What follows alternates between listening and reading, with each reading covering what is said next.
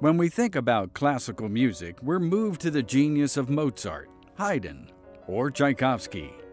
A unique married couple have put together a one-of-a-kind collection of original classical scores, posters, volumes of classic musical compilations, as well as priceless artifacts that are on display at the Florida Atlantic University Southeast Wimberley Library on the Boca Raton campus.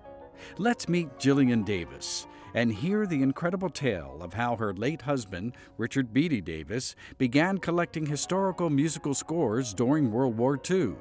And he always told me he remembers the troops, the enemy personnel that were captured, the Ukrainians and the Russians. They would all sing as they marched around the countryside, moving from A to B. And he said he just thought it was the most beautiful sound. Richard saw an opportunity during extraordinary times. When my husband was in charge of this enemy personnel, they organized, or he organized, to have some of the people who were musicians make a little trio. And they played some Haydn minuets and trios, and Richard said to them, I don't believe this is published. They said, no, we're playing from manuscript, and we saved it from the bombing of a museum and library in Germany. And so Richard, he was the boss, of course, he said, will you write it out for me, please? And he brought it back to England, and it was incorporated into the Haydn Oeuvre. Up until then, it hadn't been published.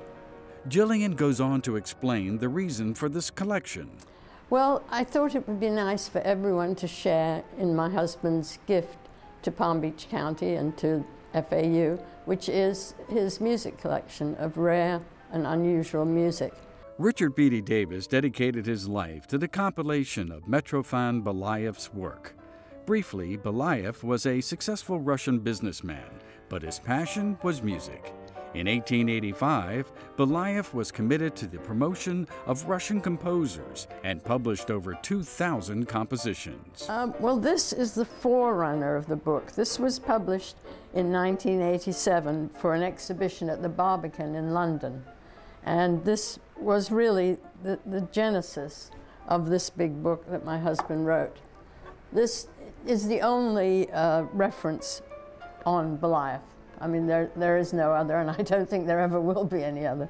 It contains 144 colored title pages, which I'll flip through in a little bit. And it was, as I told you, all researched from original Russian. So it's all original. And we, of course, had the help of FAU. Like Belaieff's passion, Richard always loved collecting original classical music. All his life. He was collecting, I mean, from the time even when he was in the tank corps during the Second World War, he found some unusual first editions in Algeria, which he brought back with him. Jillian has every right to praise what her husband accomplished. Here's another fine example. This is one of the oldest pieces, I think the oldest piece in the collection. It was published in 1792. And it's the music of Hummel, and it was when he was actually in London. So it has significance for us being British. But you can see, I mean, the beauty of the engraving. With modern editions, it never looks like that. You know, you need amplification and lights to be able to see the notes. These original works, astonishingly, had never been seen in Russia, as Jillian proudly explains. We've had Russians visit this collection at FAU, musicians, and they all say that it's unequaled anywhere in the world, even in Russia. So when I took this book to Russia, it was really amazing because they hadn't seen half these pictures themselves. And in their archive, they only collect ones with the composer's signatures, so that limits their archive somewhat. But in their actual building of the St. Petersburg Conservatoire, they didn't have all these, and so of course, they wanted copies of all of them.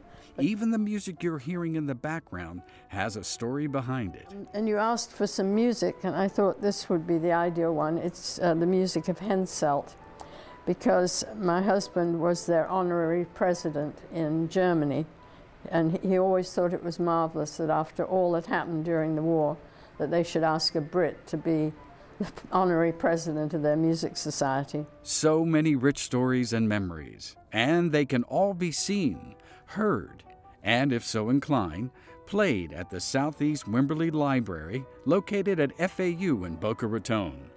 This is a one-of-a-kind exhibit of music and art lovingly put together by Richard and Jillian Davis that we should all be grateful for.